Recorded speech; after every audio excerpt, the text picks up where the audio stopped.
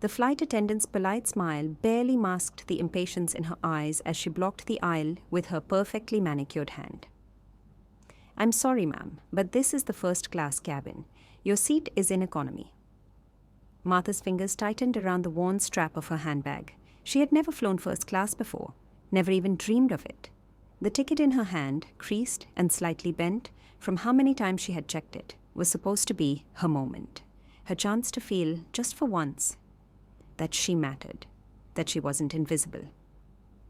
I think there's been a mistake," she said, her voice softer than she intended. "This is my seat. Ikke." The attendant's practiced smile faltered for half a second before she took another look at the ticket. Then, with a doubtful glance at Martha's faded cardigan and scuffed shoes, she forced a chuckle. "Ma'am, first-class tickets cost thousands of dollars. You must be confused. Let me help you find your real seat." Martha's heart sank. Around her, passengers in their expensive suits and designer sunglasses pretended not to listen, though she could feel their eyes on her, judging, assuming. I'm sure this is my seat," she insisted, her hands trembling slightly. The attendant sighed, glancing toward another crew member, as if silently asking, "Can you believe this?"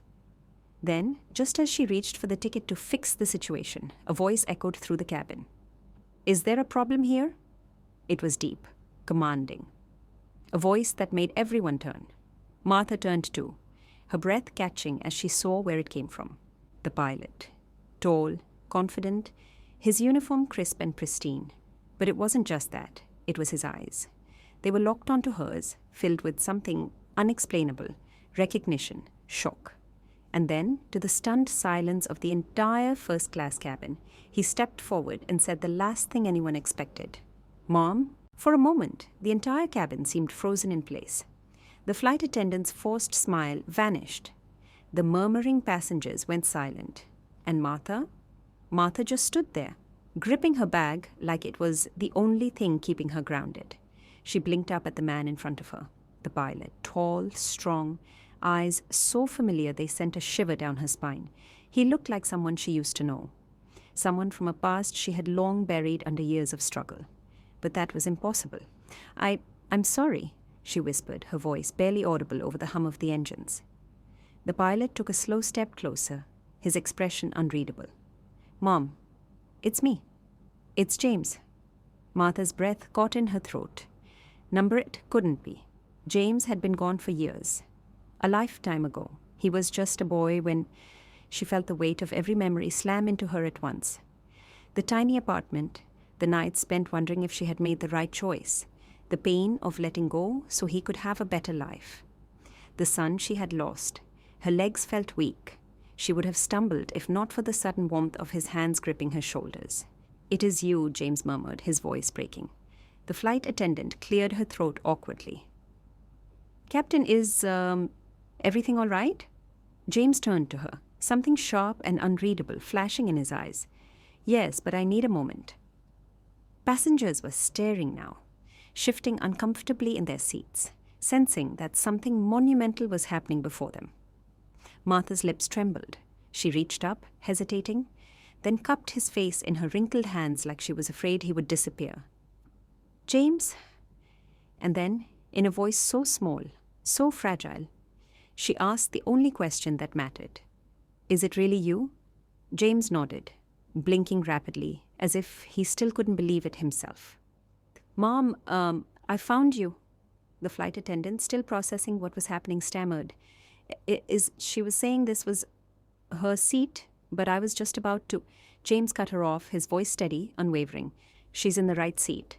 The woman hesitated. "Sir, there must be some mistake. This passenger." James turned, his jaw tightening. "No mistake." Then, with a quiet finality, he added, "She's my mother, and she belongs here." The entire first-class cabin fell into stunned silence. And Martha? Martha clutched his sleeve, her frail fingers trembling as a single tear slipped down her cheek. Her son had found her. After all these years, tears blurred Martha's vision as she clung to James's sleeve, afraid that if she let go, this moment would slip away like a cruel dream.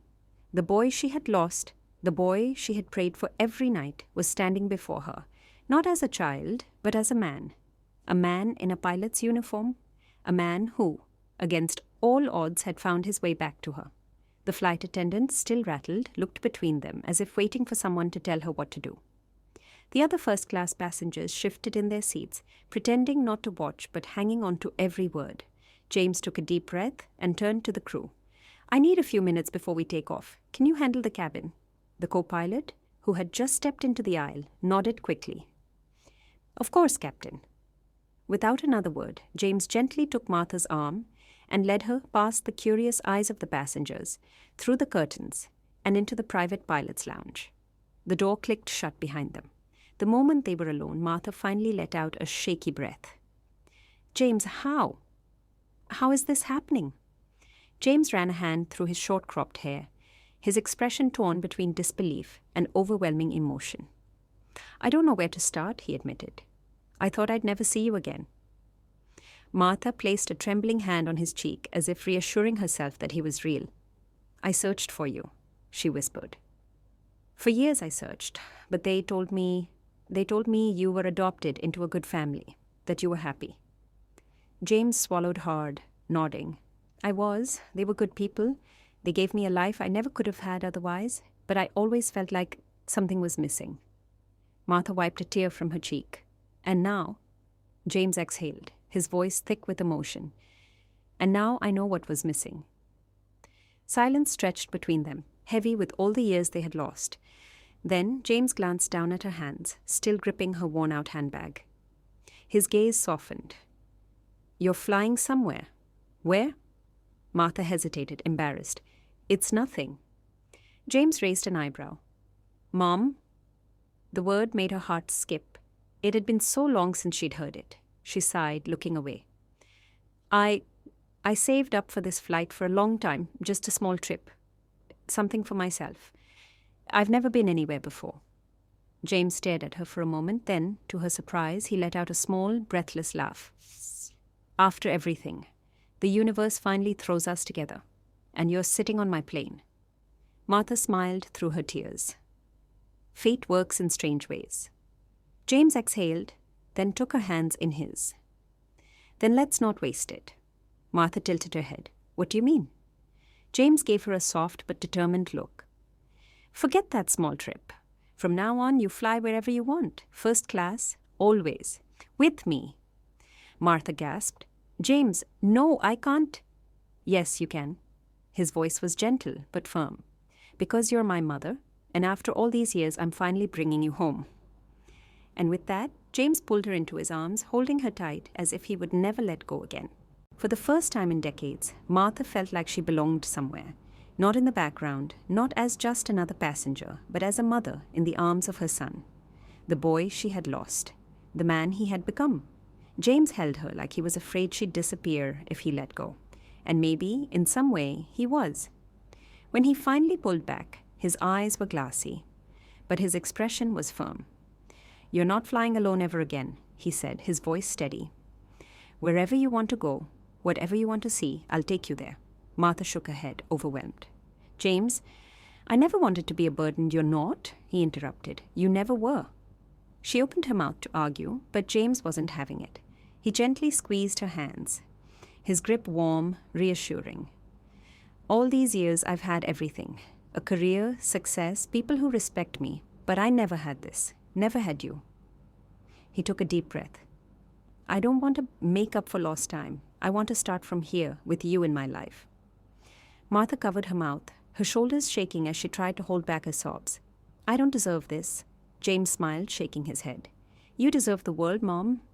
A knock on the door interrupted them. The co-pilot peeked inside. "Captain, passengers are waiting. We need to depart soon." James nodded. "I'll be there in a minute." As the door closed, he turned back to Martha. "Come on." Martha wiped her eyes. "Come on, up where?" James smirked. "To your seat." A minute later, the first-class cabin fell silent as James escorted his mother back, his hand resting protectively on her shoulder. The same flight attendant who had tried to remove Martha earlier stood frozen, her face pale with embarrassment. James glanced at her and said, loud enough for everyone to hear, "Make sure my mother is comfortable." The woman swallowed, nodding quickly. "Of course, Captain." She rushed to adjust Martha's seat, fluffing her pillow, offering her water, anything to make up for her mistake. Martha sat down slowly, still struggling to process what had just happened. Passengers were still watching, some pretending not to, others openly stunned. She had walked onto this plane as a nobody. Now she was sitting where she belonged, with her son standing proudly beside her. James leaned down, lowering his voice so only she could hear. "I have to fly this plane, but when we land, we're having dinner, and you're telling me everything." Martha chuckled through her tears. "It's a long story." James grinned. "Good, we have all the time in the world." Then, with one last squeeze of her hand, he stepped away, heading toward the cockpit. As the plane began to taxi down the runway, Martha closed her eyes and let out a shaky breath. She had spent years believing she was forgotten. But fate had other plans, and now, at 30,000 feet in the air, she had found something she never thought she'd have again. A home, a son, a second chance, because sometimes the most unexpected flights take us exactly where we're meant to be.